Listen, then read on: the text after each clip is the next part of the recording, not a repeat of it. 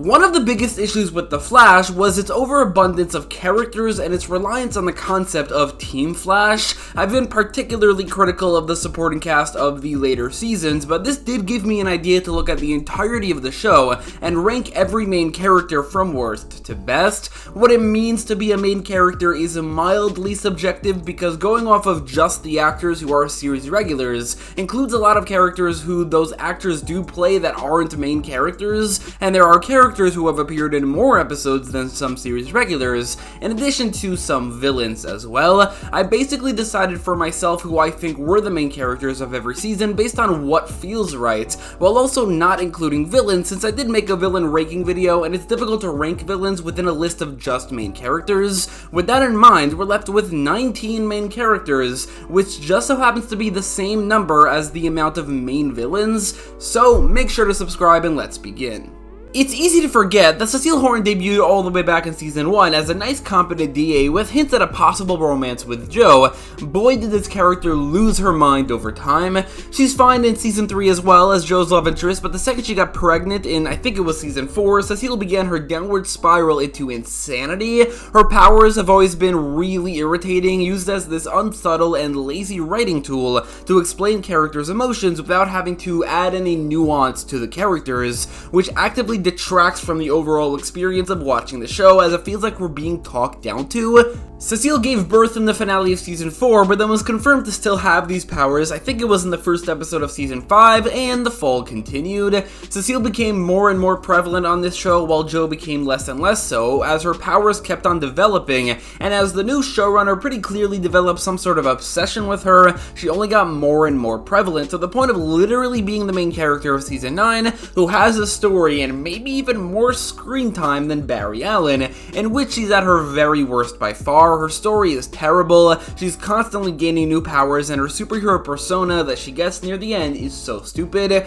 Cecile isn't just the worst character on The Flash, but the character that officially cemented the post-crisis era of the Arrowverse as an illegitimate adaptation of the DC Universe as a parody. Keon is legitimately the stupidest idea for a character this show has had. She ticks off every box for what not to do with a character on this show. Not only is she an original character not in the comics, but also a new character appearing out of nowhere in the last season who takes away from the presence of another character, Caitlin Snow. That takes the form of Keon hijacking Caitlin's body for a year while everyone thinks she's dead. No one cares that she's dead, while Keon morphs into an actual goddess, or the Avatar, or whatever, who actually overshadows the importance of the Flash in this universe, while also kind of falling in love with Mark, all of which makes for the single worst character decision in this show's history. Caitlin was so screwed over, and Keon as a character makes no sense. Moreover, Keon falls into the trope of someone without any memory who's incredibly naive, but also says the most insightful things at times, coupling that with incessant borderline creepy smiling, her irritating dialogue, and everything else mentioned earlier. Keon is one of the worst characters I've ever seen on a TV show. Chillblaine is an absolute mess of a character whose presence on the show is so confusingly bad. He starts off as a recurring enemy turned love interest of Frost, but not only is the character himself cringy, I mean put on a shirt, but also his romance with Frost is just vile. Are we supposed to enjoy Frost's constant flirting with this murderer? Are we supposed to forget the murder because she likes him and because, well, he has abs? Chillblaine never gets any better as the show has such a weird insistence on trying to make him a main supporting character, but any and all attempt to do so isn't just super cringy and poorly written and just straight up bad, but also doomed to fail because he's a literal murderer. He needs to go to jail. He doesn't deserve a second chance. It also doesn't help that he's as tied to Frost as he is, because he entered the show at Frost's literal lowest ever point, and it only got worse after she died and Keon showed up. Chester is a bargain bin Cisco, worse in every way, even compared to late season Cisco. He's not just worse than the worst version of Cisco, but also he's a copy. He's far less funny, his actor isn't nearly as good at the comedic timing or good at it at all, and his dialogue is so cringy. I hate his echoing shtick, it's so stupid. He has uninteresting dynamics with the rest of the team, his stories are terrible, including meta powers that just disappear and he never uses anymore, despite that being a core characteristic of his comic counterpart, as is being, well, you know, chunky.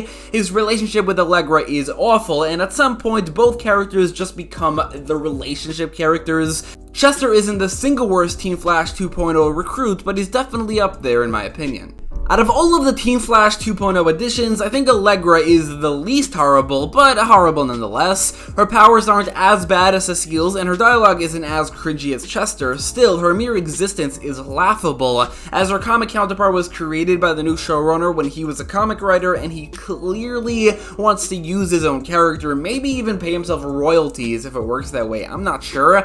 On top of that, Allegra's stories are all so forgettable. Her relationship with Chester is terrible, as I mentioned earlier, and she's absolutely never fun to see on screen, especially in the field. She never gets a costume or even a code name, although looking at Cecile, that might be a good thing. In my opinion, Killer Frost in Season 3 was literally just Caitlyn. It wasn't until Season 4 they were retconned into being two separate characters, which if you watch Season 3 is simply not the case. That's clearly Caitlyn, not a different personality, and because of that, I'm counting Killer Frost in Season 3 as a part of Caitlyn Snow. Because of that, Frost has literally not had a single good season. Killer Frost being a villain in Season 3 was genuinely interesting and well handled. Frost being a separate character, and especially becoming a hero, was the last thing I wanted to see done with this character, a character who initially was called Killer Frost. That's not the name of a hero. I think this was a mistake from the start, and basically everything they've done since then was so uninteresting. Retconning her backstory, creating a sisterly relationship with Caitlyn, separating the two physically, and then falling in love with Chillblaine especially. I've just never cared for any of it, and it simply got worse and worse over time, to the point where I was glad that she died. Unfortunately, unlike Caitlyn, who was great in the earlier seasons, Frost never got that chance, but it was a bad idea for a character anyway from the start. They should have never been two separate personalities, and Frost should have never been a hero. Nash Wells was initially a huge step up from the previous 3 seasons of nothing that was the seasonal and rotating Harrison Wells, as his connection to the coming crisis elevated him to a genuine relevant character whose existence was necessary, and the fact that he ended up actually being Pariah was a really cool twist that not only works really well in the story, but technically makes him an adaptation of a DC character, while every other version of Harrison Wells we've met up until this point is now a doppelganger of Pariah, and that was cool. However, the crisis came and went, and just as the Flash took a nosedive in quality, so did Nash Wells, as he reverted back to the personality he had prior to the crisis, which was so lame, and his story became entirely about Allegra, which is just as lame, or even more so. Nash is so strange, as during the Bloodwork arc, and especially in the crisis itself, he was the first time in years Wells was interesting. The second the crisis ended, he became the worst ever main Wells, and considering that's around 2/3 of his screen time, I think in general he is only mildly worse than the next Wells on the list, but still worse regardless. H.R. Wells is the exact personification of the Harrison Wells problem this show had for half of its run, seasons 3, 4, 5, and 6, as H.R. is a far sillier, far more disposable Harry Wells with less story, worse dynamics with the characters aside from maybe Wally, and little to no contribution to the team. He literally doesn't really do anything. He's a character who genuinely feels like he shouldn't exist, creating the problem of it being impossible to connect to these constantly switching seasonal Wellses, which really didn't help the already bad twist that was his death switching Iris. In the vein of Miss Marvel, H.R. Wells can be funny and he's entertaining, and it's impossible to hate him, and Tom Cavanagh does a great job at making all these Wellses feel distinct. He's just largely unnecessary, and it's impossible to connect to him, and he creates the problem this show would continue to have until the beginning of Season 7. Keeping in mind that this particular entry only counts Nora's appearance in Season 5, as anything afterwards is technically a different character who's never a main character, Nora is a character who only really works if you forget how old she's supposed to be. The actor is 34, which is older than both Grant and Candace. That's fine, she is from the future, but the character is at least 25 years old, and yet she's written like she's a child for most of the season, which can be very off-putting. It's a borderline plot hole. She's a teenager who was born 25 years before we see her. It makes no sense. I do enjoy a lot of her interactions with Barry. She works mostly as the emotional core of the season, and her story involving Thawne was the highlight of the season, but the way she's written, the dialogue she's given is baffling considering her age, which almost completely ruins her character. Sherlock Wells is the 3rd season in a row where using Harrison Wells from another universe was a genuine mistake. Tom Cavanagh is great in the role. He makes each character feel distinct, and if I'm being honest, Sherlock himself itself is one of the best parts of Season 5, as his investigation of Nora consistently overshadowed any cicada plot, peaking in the single best moment of the season. Genuinely, Sherlock is technically a good character, but I cannot get past the fact that he should have never existed. As previously mentioned, it's impossible to get invested in these seasonal Welleses, who are simply too silly, and you know they're going to leave at the end of the season. But what makes Sherlock even worse in that regard is that his existence also makes another character worse, stealing the detective storyline that should have rightfully went to Ralph Dibny, who did not get enough to do. Still, Sherlock is the second best Wells, since he does genuinely have a good story, and again, Tom Cavanaugh is good in the role. Caitlin Snow has gone drastically downhill over the years, probably more so than any other character, starting off as this really cute and charming side character in seasons 1 and 2 with an endearing friendship with Barry and Cisco, and these incredibly heartbreaking love stories. Caitlin peaks in season 3 as she becomes Killer Frost prior to Killer Frost becoming a separate personality, and she's a great secondary main villain with genuine main villain potential, as her past relationship with Team Flash makes her so much more personal than Killer Frost ever has been. Caitlin really should have left the show after season 3 though.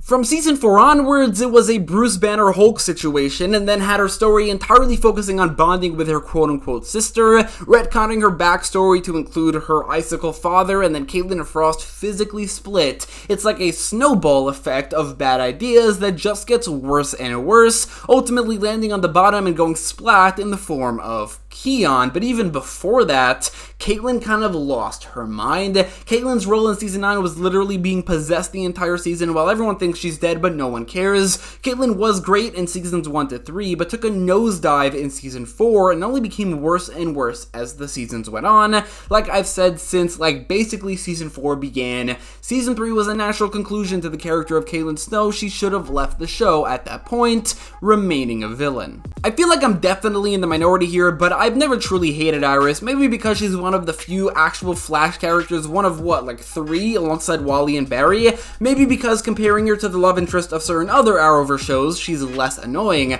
but people seem to be very adamant about Iris being the worst character on this show, and I genuinely think there's one season where that is true, and that's it. That's season 4, where she does practically become the main character and leader of Team Flash, which just doesn't make any sense and feels so wrong for the character. It's also really frustrating when other characters are so much more qualified. However, she's an effective enough CW drama love interest in season 1, while also doing some investigative journalism of her own, and is even better in season 2 as her story with her mother and Wally is rather compelling. The problem started near the end of season 2 when she suddenly out of nowhere decided that she's madly in love with Barry. From then on out, the show became absolutely obsessed with them as a couple and the power of their love, like the literal power, which outside of the occasional journalism is basically all that Iris does later on, as the writers have literally no idea what to do with this character. Honestly, I've never hated Iris. I think she was bad in season 4, but from then on out, she's kind of just a very boring character that the writers have no idea what to do with.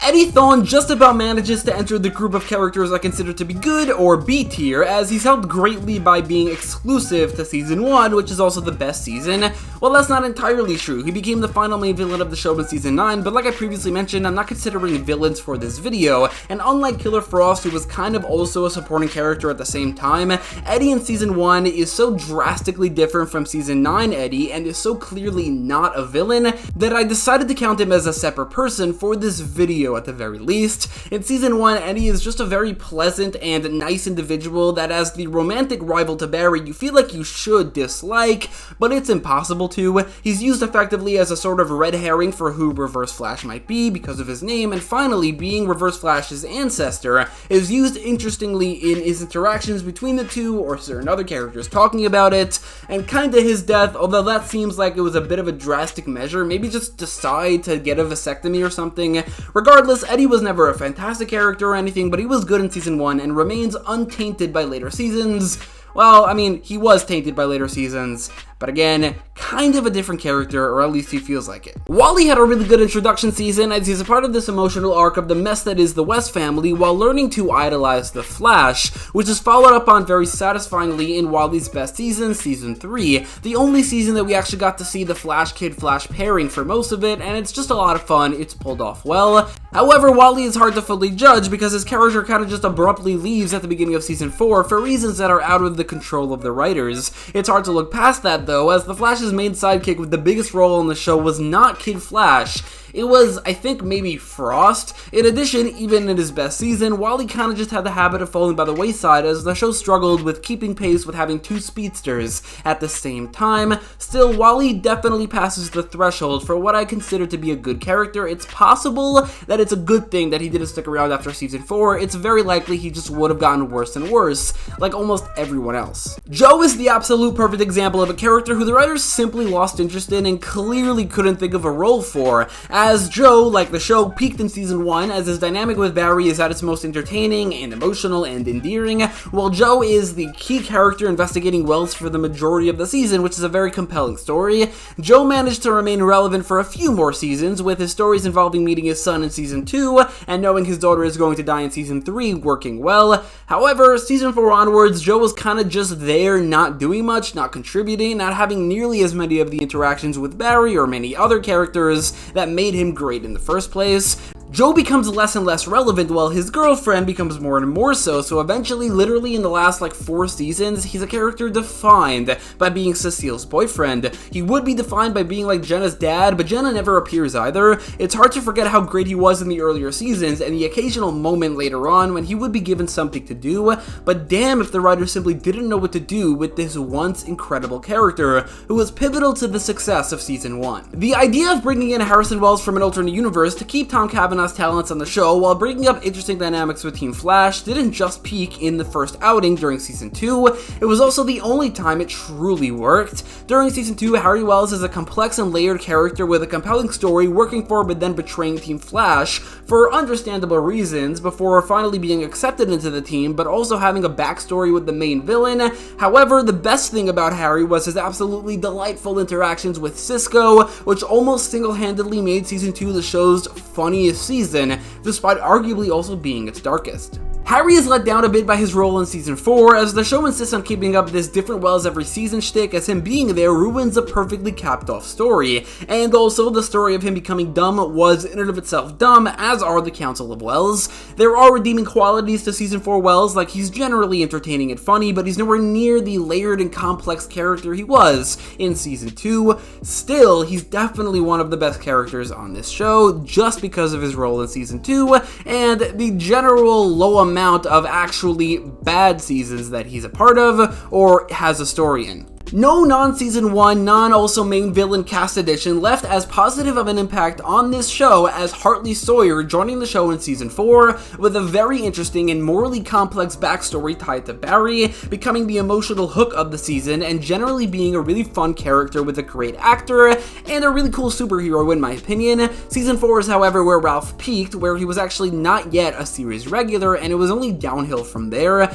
However, compared to a lot of other characters, he didn't go that much downhill. He simply just didn't have much to do in Season 5, as like I mentioned earlier, he was robbed of his rightful investigation story arc given to yet another disposable Wells, and while he remained entertaining in Seasons 5 and 6, he simply wasn't given the amount to do that he was in Season 4. Sadly, Ralph was kicked off the show between Season 6 and 7 due to some tweets of Hartley Sawyer's from 10 years ago, which is in direct opposition to Ralph's initial arc in the show of redeeming himself from his darker past, but maybe it was a blessing in disguise for the character, as the elongated man was never subjected to the god-awful writing or stories of Seasons 7 and 9, and as such, remains largely unsullied. Cisco has always been the comedic relief tech guy of the show, which every Arrowverse show has, but he's so much better than the rest in that regard, as Carlos Valdez's comedic timing is great, and Cisco's friendships with Barry and Caitlin are endearing, and especially his friendships with the Wellses, especially Harry Wells, is so entertaining. Additionally, his powers are implemented so well in the season-long storylines of Seasons 1 and especially 2. However, every single aspect of the character of Cisco Ramon degraded over time. Peaking in Season 2, Cisco became less and less funny, his interactions with the the Welleses became less and less entertaining as the Welleses became more and more silly, and the show clearly had no idea what to do with him since like season 4, since he became Vibe fully. Season 5's Metahuman Cure arc and season 7's Mecha Vibe story are true low points. He does remain an entertaining character up until the end of his run, but a shadow of his former self. Still, it's hard to forget what a delightful character he was in seasons 1 and 2, and even a bit in seasons 3 and 4. Surprise, surprise, the main character of The Flash is the best character on The Flash. However, Barry Allen is nowhere near a perfect character, and I struggle to even call him great. If this was a tier list, he would be an A-tier character, and there would be 0 S-tier main characters because, honestly, the degrading quality of the show.